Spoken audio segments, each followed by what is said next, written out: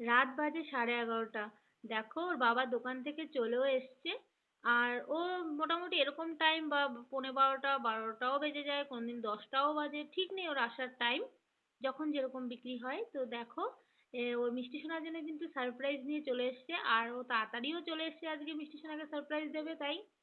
তো দেখো মিষ্টি সোনা না দেওয়ালে প্রচুর লেখে বা প্রচুর ইয়ে করে। আন্টি খুব বকা দিয়েছিল একদিন, তার জন্য মিষ্টি সোনার বাবা ওর জন্য বড় বোর্ড নিয়ে এসছে, ওটায় ও লিখবে। আর মিষ্টি সোনা দেখো ঘুমোচ্ছে, শরীরটা একদম ভালো না।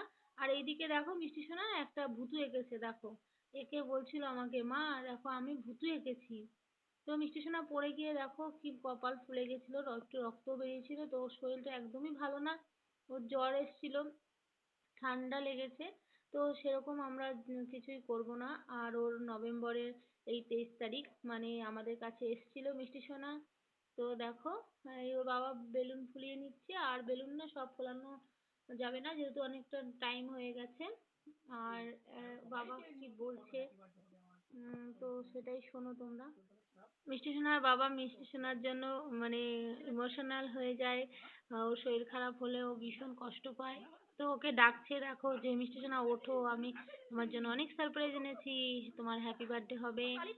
আর সে দেখো কত চেষ্টা করছে ঘুম থেকে তোলার, কিন্তু উঠছে না। ওর শরীরটা ভালো না, না তাই ও উঠছে না। কিন্তু ওর বাবা যদি একবার ওর আসে বা শুনতে পায়, ও কিন্তু জেগে যায়, ও দৌড়ে চলে যায় বাপি বাপি করে, আমার জন্য সারপ্রাইজ এনেছো। আর এখন দেখো শরীরটা ভালো না, তাই অনেক কষ্টের পরে ওকে তুলানো হলো।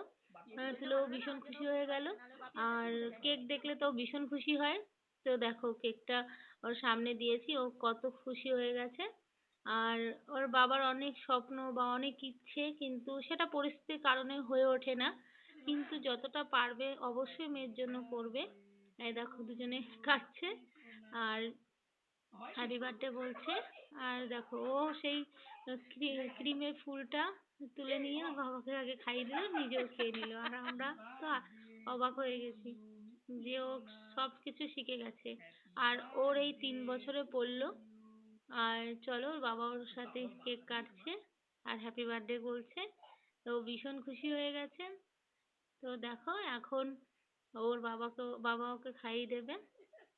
দেখো প্রত্যেকটা মেয়েরই স্বপ্ন থাকে, প্রত্যেকটা বাবারই স্বপ্ন থাকে যে তার সন্তান, মেয়ে হোক বা ছেলে, তাকে মানে সবকিছু পরিপূর্ণ করে ওকে মানুষ করা। কিন্তু দেখো পরিস্থিতির কারণে হয়ে ওঠে না বা কোনো কিছু, এখন কিছু করার নেই। দেখো মানুষের আহ মানে শখেরও শেষ নেই বা কিছু নেই। তো আমার মনে হয় যেন ছোট্ট জিনিসে মানে পাওয়াতে যে খুশিটা, সেটা সত্যি খুব ভালো লাগে।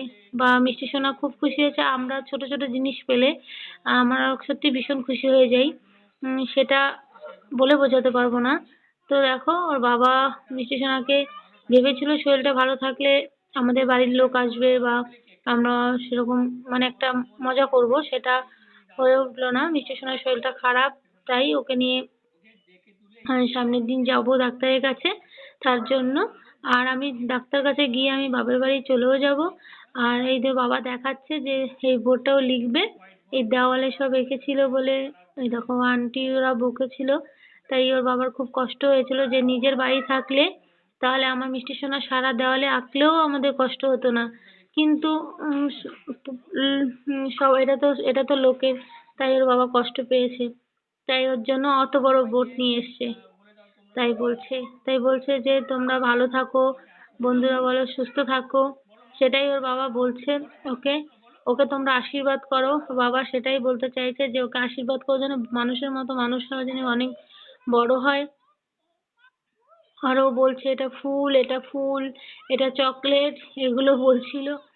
তো যাই হোক, দেখো বাবা চায় তার মেয়েকে রানী করেই রাখতে। আর এটাই হলো কথা। তোমরা সবাই আশীর্বাদ করো যেন মিষ্টি সোনা ভালো হয়ে যায়, আর ও যেন তাড়াতাড়ি সুস্থ হয়ে যায়, আর ও যেন অনেক মানুষের মতো মানুষ হতে পারে। এটাই ওর বাবার বলা আর আমারও বলা। তো বন্ধুরা ভালো লাগলে অবশ্যই লাইক কমেন্ট আর ফলো করতে ভুলো না, আর ইউটিউব থেকে দেখলে সাবস্ক্রাইব করতে ভুলো না।